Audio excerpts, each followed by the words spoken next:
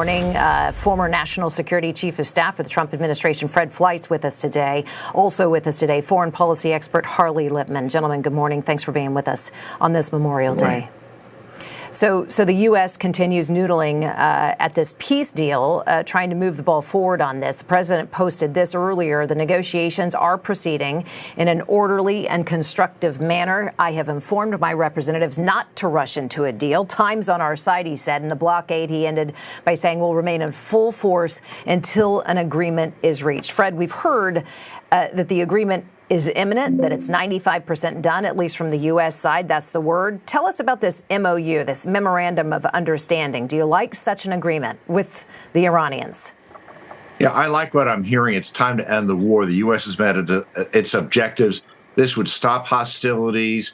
It would free up the Strait of Hormuz. We would have further negotiations on Iran's nuclear program. But we have to stop this war. The president said this would not be a quagmire. He said 4 to 6 weeks. We're now over 8 weeks. The American people want this done. The problem is the Iranian government is so divided and is fighting with itself. You just went over all the instances of Iranian officials going back on things that other Iranian officials agreed to. So that's the sticking point now. I hope we can get past it. Harley, the foreign ministry spokesperson out of Iran, said that they've reached understandings on large portions of the issues, but to say, his words were, to say something is about to be signed is not true. Those were his words. Do you trust an MOU? It seems like there's a lot that's lost in translation here. Well, of course not. I mean, what I do trust in is President Trump. But we have to keep in mind that Iran wants to delay everything. That's always been their strategy. That's what they're doing now. And if you delay this agreement by 60 days or thereabouts, when you're supposed to have conclusion on their nuclear weapons program, that's going to be even closer to the midterm elections. So I think it would be very, very hard for President Trump to enforce consequences on Iran, and Iran knows it. And I think that Iran is just trying to avoid the dismantlement of their nuclear program. This is their signature achievement of their regime and what they feel is their only leverage in terms of offensive and defensive capability. And I'd like to see them dismantling it and giving it back. But I think they have time on their side. Mm-hmm. They think the United States has grown weary of the war. And I think they feel that they could somehow get away with it. The American people are tired of war. Iran is counting on that. And, they're brilliant negotiators. And I think, and we all would like to have closure.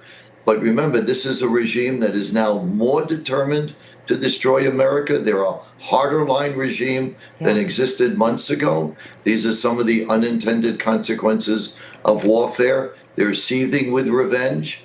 And they've even said now that they haven't given up control of the Strait of Hormuz, even with this agreement. So I count on trusting President Trump, and I count on the arrogance of Iran.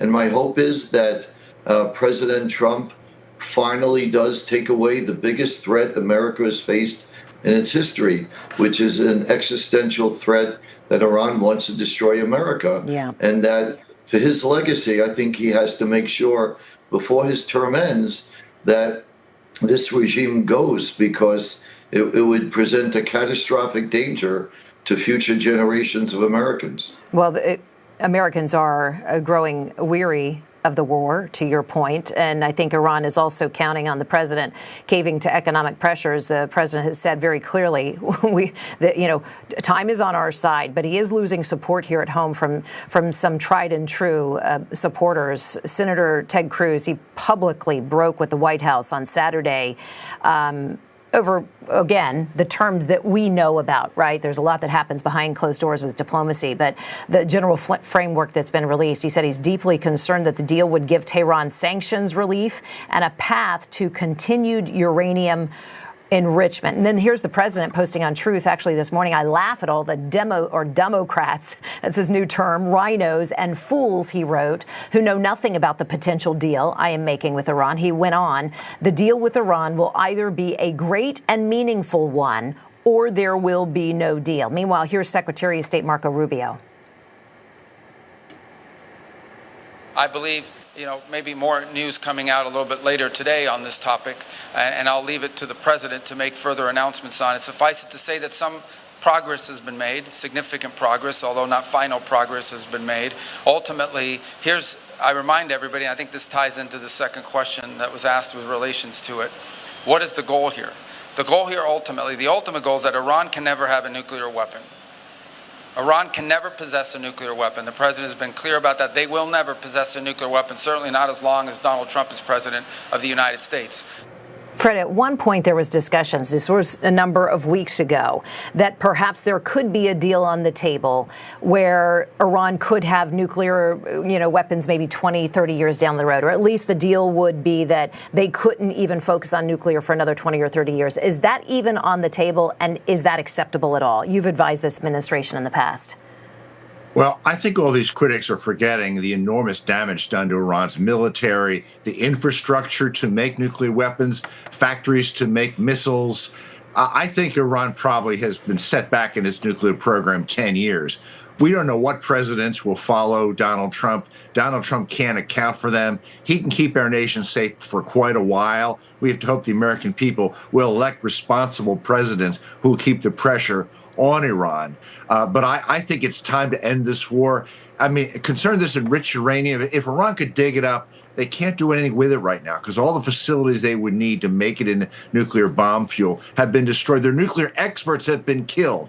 This program has been set substantial setbacks. I'd like it all sent out of the country, but if it doesn't happen, I still think we've bought 5 to 10 years of security. Harley, the Strait of Hormuz initially was not part of our mission in Iran, but Iran has made it so it really has to be part of any settlement at this point. Yeah, that goes without saying. But what I want to say to Fred is that while he's correct, we're assuming we don't know how much we've set back their nuclear program. He said 10 years and 5 to 10 years. That's exactly the point. We don't know. And while President Trump has done more than the past 7 American presidents in finally doing something serious to make sure that Iran doesn't have nuclear weapons, the worst thing for his legacy is that if he kicks the can down the road himself, because remember that Iran just has to wait out President Trump. President Trump is unique.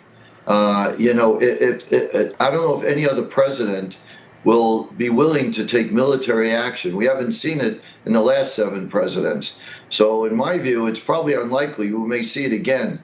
So yes, President Trump could keep us safe for another 2 to 3 years until his presidency is over.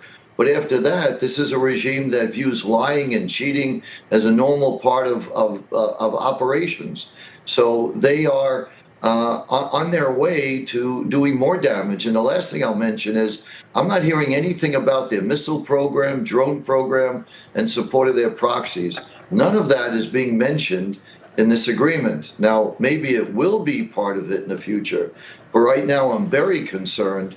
And Iran wants to include Hezbollah in a ceasefire, right, which would be a strategic victory for Iran and would cause other problems. So again, I think at the end of the day, we can't let our need for getting rid of this because we're tired of this overcome the safety of future generations of Americans. This is a nation that for 47 years, every day said death to America. They mean it. Yeah, Fred, I want to give you a chance to respond to that and weave in, if you don't mind, touching on, Benjamin Netanyahu has expressed, quite vocally, he is concerned about any nuclear capability that would remain at all. We know that the president in the last couple of days has been reaching out to, Arab nations, trying to shore up any trade deals with Israel. What is that, your opportunity to respond to Harley there, but also what do you make of this move that the president's trying to build this coalition around Israel right now? Harley makes excellent points, and I agree the world would be safer if this regime could be removed from power. Well, the only way to do that is to invade Iran, which we're not going to do. We can't change a regime from the air. We've weakened this regime. We have to stand with the Iranian people so they can solve this problem themselves. We don't know what will happen after Trump leaves. Maybe they'll wait out the president and restart their nuclear program after Trump leaves. That could happen if this regime stays in place. I don't think they can do that for 10 years. I really don't. But I mean, there will be threats as long as the remnants of this regime is there.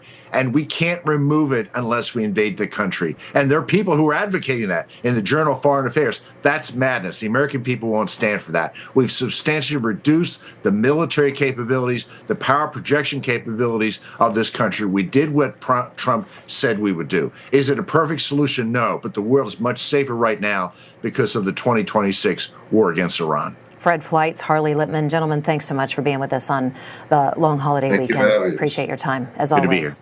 here. California